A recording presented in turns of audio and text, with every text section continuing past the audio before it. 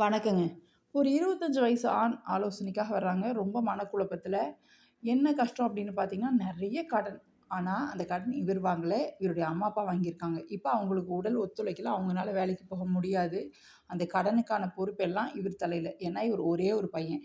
இதில இன்னும் கொடுமை என்னன்னா, அவருக்கு கல்யாணம் ஆகி 25 வயசு தான் ஆகுது. இதில 1 வயது பெண் குழந்தை.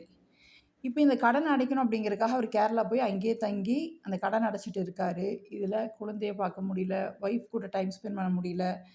இந்த கடன் அடைச்சு, அடைச்சு இவருக்கு இப்பவே உடல் ரொம்ப தொந்தரவு பண்ணுது, இந்த வயசுலயே. இதில நம்ம யார குத்தம் சொல்ல முடியும்னு நெனச்சு பாருங்க. இந்த கடன அடைக்க மாட்டேன்னும் சொல்ல முடியாது. எத்தன குழந்தைங்க இருந்தாலும் பெத்தவங்க வாங்குன கடன், அவங்க தான் பொறுப்பு. ஆனா, அவங்களுக்கு நெறைய ஆலோசனை குடுத்துருக்கு. ஆனா, இதில சம்மந்தமே இல்லாம பாதிக்கப்பட்டது யாருன்னு பார்த்தீங்கன்னா, அந்த பெண் தான்.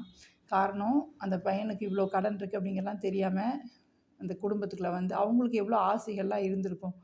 ஆனா, அந்த பொண்ணு வந்து அவ்வளவும் தியாகம் பண்ணிட்டு அந்த குடும்பத்தில வாழ்றாங்க. இதெல்லாம் நம்ம என்னன்னா, இதுக்காக கல்யாணம் பண்ணிக்கக்கூடாது அப்படின்லாம் நம்ம சொல்ல முடியாது. அந்த பொறுப்பு இருக்கு. ஆனா, கடன் அப்படிங்கிற ஒரு விஷயத்துக்குள்ள போனா குடும்பத்தில எவ்ளோ பாதிப்பு வரும்? கடன் எதுக்காக? நம்ம அதிகமா ஆசை, அதிகமா தேவைக்கு நம்ம ஊருக்காக, பெருமைக்காக வாழணும் அப்படின்னா தான் கடன் வாங்கணும். அதுவே நம்ம தேவைக்காகனா கண்டிப்பா சம்பாரிக்கிறதே போதுமானதா தான் இருக்கும். நம்ம வாங்குற கடன் நம்ம பிள்ளைகள எவ்வளோ பாதிக்குது. இப்ப அந்த பையனும் மன நிம்மதி இல்லாம, அந்த பெண்ணுடைய வாழ்க்கை, அந்த குழந்தை இந்த மாரி எத்தன பேருடைய வாழ்க்கை பாதிக்கப்படுது. அதனால முடிஞ்ச வரைக்கும் கடன் வாங்காதீங்க. நம்ம குழந்தைகளுக்கு செல்வம் சேர்க்க வேண்டியதில்ல. அத விட நம்ம இந்த மாரி எந்த பிரச்சனைகளும் அவங்களுக்கு குடுக்காம, அவங்கள நல்லபடியா வாழ விட்டா, அதுவே மிகப்பெரிய நல்லது தான் அவங்களுக்கு நம்ம பண்றது.